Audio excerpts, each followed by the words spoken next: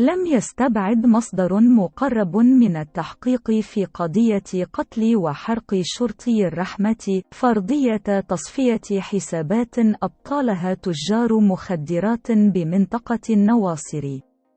في هذا السياق، أكد مصدر أن فرقة خاصة تابعة لولاية أمن الدار البيضاء بتعاون مع فرقة من الدرك الملكي تمكنت صباح اليوم الجمعة من توقيف 10 أشخاص بالسوالم وإقليم النواصر ضاحية الدار البيضاء للاشتباه في تورطهم في قضية شرطي الرحمة.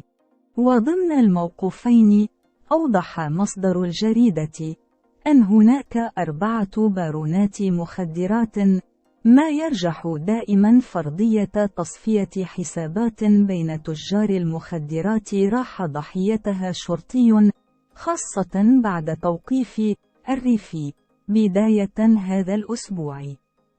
وحجزت فرق الشرطة والدرك كمية كبيرة من المخدرات، فيما تم اقتياد الموقوفين إلى مدينة الدار البيضاء للتحقيق معهم. وما تزال العناصر الأمنية تعكف بقيادة محمد الدخيسي مدير الشرطة القضائية على استقراء مختلف الكاميرات على مداخل مدينة الدار البيضاء.